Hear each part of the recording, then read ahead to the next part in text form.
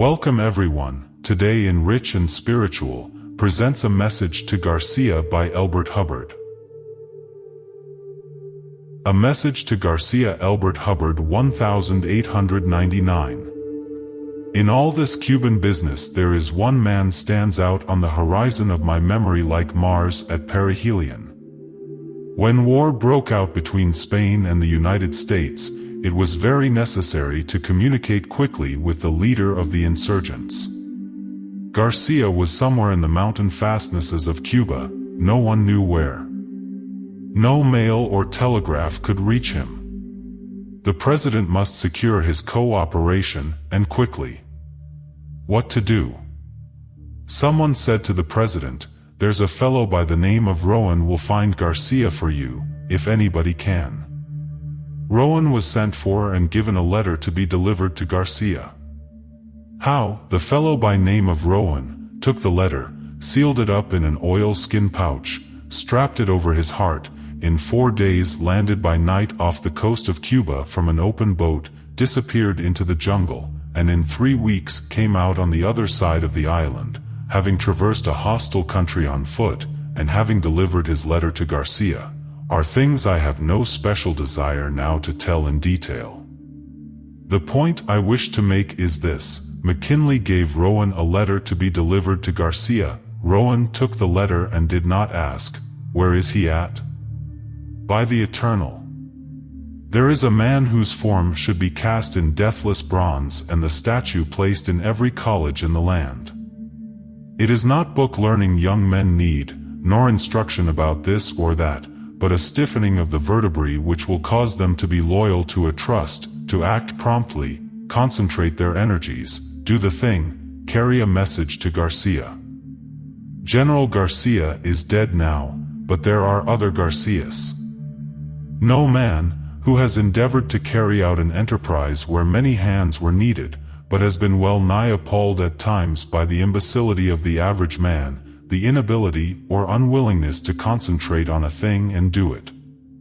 Slipshod assistance, foolish inattention, dowdy indifference, and half-hearted work seem the rule, and no man succeeds, unless by hook or crook, or threat, he forces or bribes other men to assist him, or mayhap, God in his goodness performs a miracle, and sends him an angel of light for an assistant.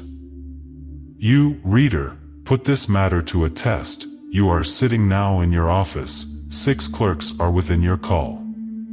Summon anyone and make this request: please look in the encyclopedia and make a brief memorandum for me concerning the life of Carrillo. Will the clerk quietly say, "Yes, sir," and go do the task? On your life, he will not. He will look at you out of a fishy eye, and ask one or more of the following questions: Who was he?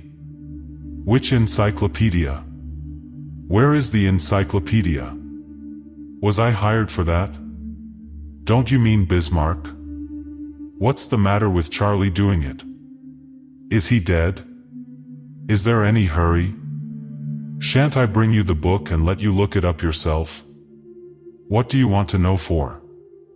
And I will lay you 10 to 1 that after you have answered the questions, and explained how to find the information, and why you want it, the clerk will go off and get one of the other clerks to help him find Garcia, and then come back and tell you there is no such man. Of course I may lose my bet, but according to the law of average, I will not. Now if you are wise you will not bother to explain to your assistant that Carrillo is indexed under the C's, not in the K's, but you will smile sweetly and say, "Never mind," and go look it up yourself. And this incapacity for independent action, this moral stupidity, this infirmity of the will, this unwillingness to cheerfully catch hold and lift, are the things that put pure socialism so far into the future. If men will not act for themselves, what will they do when the benefit of their effort is for all? A first mate with knotted club seems necessary, and the dread of getting the bounce Saturday night holds many a worker in his place. Advertise for a stenographer, and 9 times out of 10 who apply can neither spell nor punctuate, and do not think it necessary to. Can such a one write a letter to Garcia? You see that bookkeeper, said the foreman to me in a large factory. Yes, what about him? Well, he's a fine accountant, but if I'd send him to town on an errand, he might accomplish the errand all right, and, on the other hand, might stop at 4 saloons on the way, and when he got to Main Street, would forget what he had been sent for. Can such a man be entrusted to carry a message to Garcia? We have recently been hearing much maudlin sympathy expressed for the downtrodden denizen of the sweatshop, and the homeless wanderer searching for honest employment, and with it all often go many hard words for the men in power.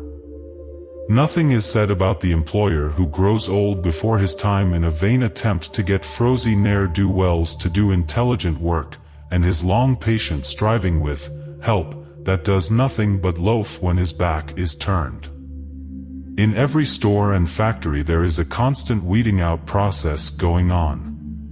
The employer is constantly sending away help that have shown their incapacity to further the interests of the business, and others are being taken on. No matter how good times are, this sorting continues. Only if times are hard and work is scarce, this sorting is done finer, but out and forever out, the incompetent and unworthy go.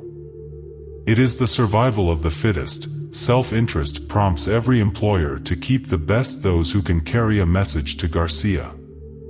I know one man of really brilliant parts who has not the ability to manage a business of his own, and yet who is absolutely worthless to anyone else, because he carries with him constantly the insane suspicion that his employer is oppressing, or intending to oppress, him. He cannot give orders, and he will not receive them. Should a message be given him to take to Garcia, his answer would probably be, "Take it yourself." Tonight this man walks the streets looking for work, the wind whistling through his threadbare coat. No one who knows him dare employ him, for he is a regular firebrand of discontent. He is impervious to reason, and the only thing that can impress him is the toe of a thick-soled No. 9 boot. Of course I know that one so morally deformed is no less to be pitied than a physical cripple, but in your pitying, let us drop a tear, too, for the men who are striving to carry on a great enterprise, whose working hours are not limited by the whistle, and whose hair is fast turning white through the struggle to hold the line in dowdy indifference, slipshod imbecility, and the heartless ingratitude which, but for their enterprise, would be both hungry and homeless. Have I put the matter too strongly? Possibly I have. But when all the world has gone a-slumming, I wish to speak a word of sympathy for the man who succeeds, the man who, against great odds, has directed the efforts of others, and, having succeeded, finds there's nothing in it, nothing but bare board and clothes. I have carried a dinner pail and worked for a day's wages, and I have also been an employer of labor, and I know there is something to be said on both sides. There is no excellence, per se, in poverty. Rags are no recommendation, and all employers are not rapacious and high-handed, any more than all poor men are virtuous. My heart goes out to the man who does his work when the boss is away, as well as when he is home. And the man who, when given a letter for Garcia, quietly takes the missive, without asking any idiotic questions, and with no lurking intention of chucking it into the nearest sewer, or of doing aught else but deliver it, never gets laid off, nor has to go on strike for higher wages. Civilization is one long anxious search for just such individuals. Anything such a man asks will be granted. His kind is so rare that no employer can afford to let him go. He is wanted in every city, town, and village, in every office, shop, store, and factory.